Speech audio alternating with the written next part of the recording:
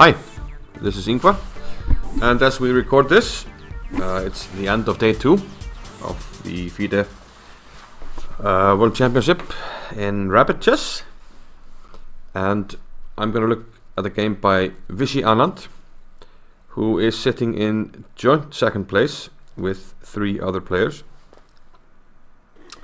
And in this game he played against Luke McShane. Now Luke is an English grandmaster. He was a prodigy. Probably you can say that Nigel Short and Luke McShane have been the biggest prodigies in English chess history. Probably we could put David Howell there somewhere as well. But Luke didn't fully commit himself to chess. But nonetheless, he has reached a rating of over 2700 and is a very strong player. And of course, a very nice guy. I had the fortune of having him on the same team as me around 2003, the Hrókurinn Chess Club, or the Rugg Chess Club. And I even went with him and his father to Greenland for the Greenland Open. So Luke is he's a very nice guy. But let's see if being a nice guy is enough against Vishy Anand. So Luke had the white pieces and he opened with e4, and Anand with black went with the Sicilian. Now Luke has never been big on theory, so to say. He has his systems, and he's been playing, it seems to me, the closed Sicilian in this tournament. So he plays g3, stays true to that, bishop d2. And he also likes to play the King's Indian with black, so it makes sense for him to play structures where he fianchettos his bishop. And as we'll see after Anand's move d5 here, we sort of have a King's Indian looking position with colors reversed. White castled, bishop e7 by Anand. And if white was playing this with colors reversed, this will be a rather innocent system. But with black, it's fine, because you're playing for equality with black, and black is very close to being equal here. Queen b6 by Anand.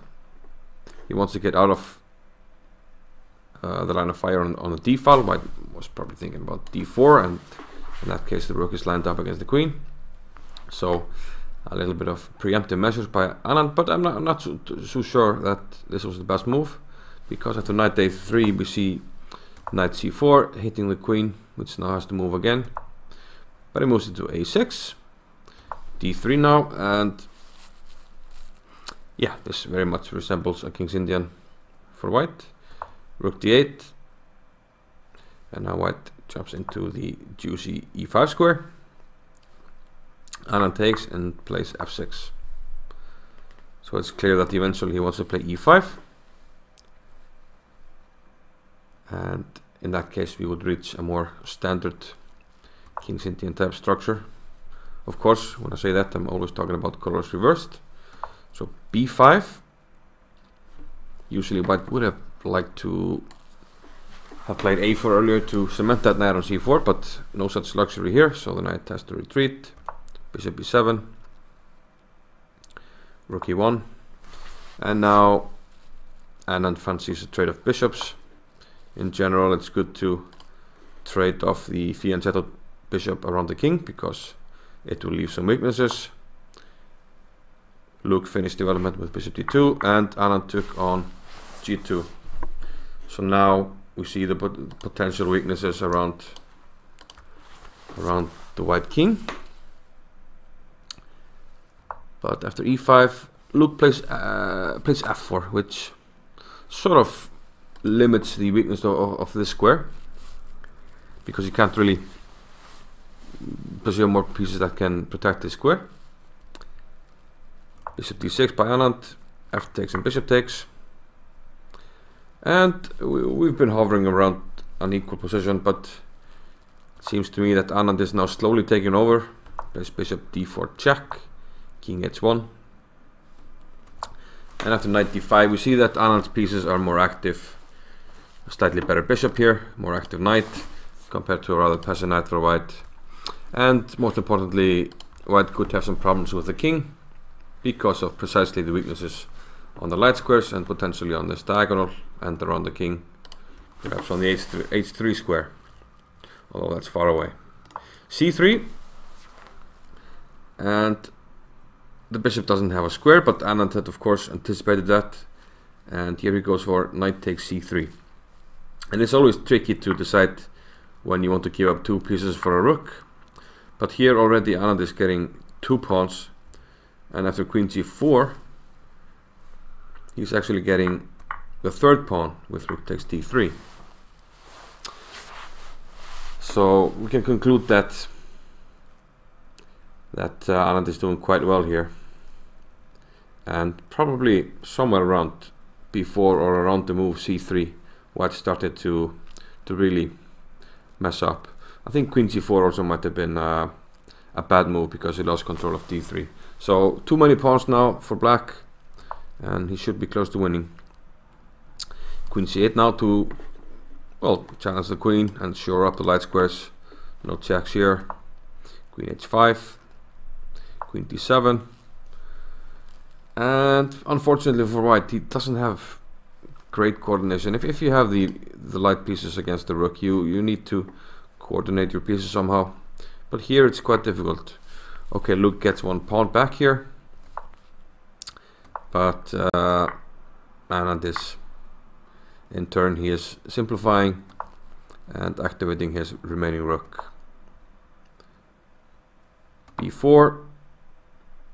Black has a simple plan of simply pushing these pawns here. He has a majority 2 against 1, so he wants to make a passed pawn on the queen side, and that plan is really difficult for white to deal with. a4, queen to b6, rook c2. Now another dilemma for white. If the black queen gets on this diagonal here, there are mate threats on d2. Nonetheless, Luke took on b4 after queen to d5, hitting g2. White managed to get back to defend the knight by giving a check on b8, another check on a7, and then he was forced to bring the queen back to g1. As there are no checks, the king is relatively safe here, so queen goes back to g1. Now h5. This helps to keep the king safe. There are no tricky pawn moves, and also it helps to box in the white king, as we'll see. a3, queen to f3. So white is rather pinned down with this knight here. Bishop d6, king h7. Slightly better square. Maybe if white don't pinch, there could be checks here, but with the king on h7, it's slightly better placed. Bishop b4, rook to f2, rook c2. A little bit of back and forth here, and now if in the same position he plays rook to f1.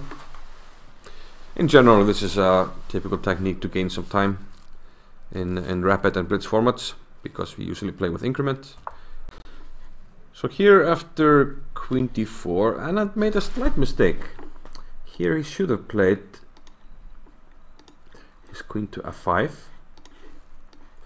and I'll explain at the end of the game one of the virtues of this move.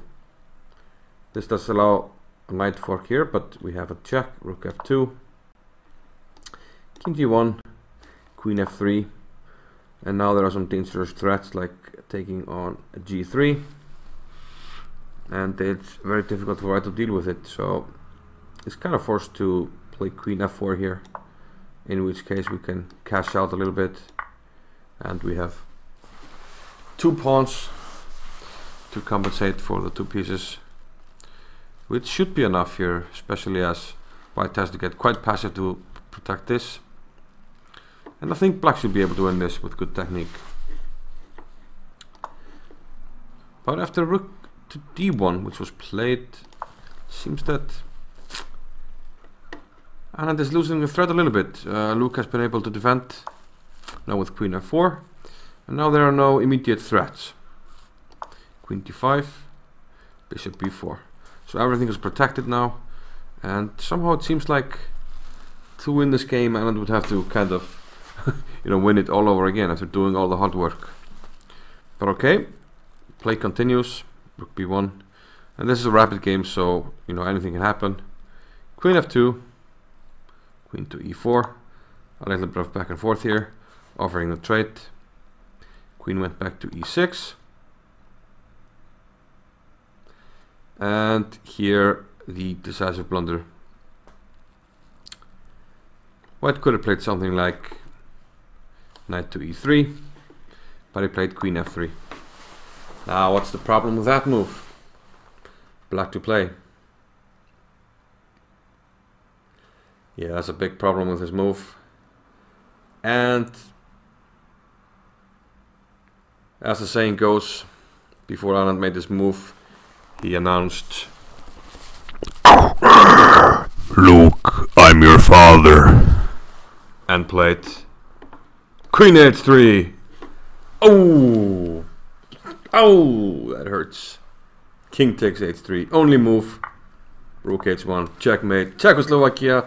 No soup for you. I'm sorry, Luke, but that's the way the cookie crumbles. So a little bit of luck at the end, but I think the win was justified, and this helped Anand to propel into the leader group. And we'll see how he does on day 3.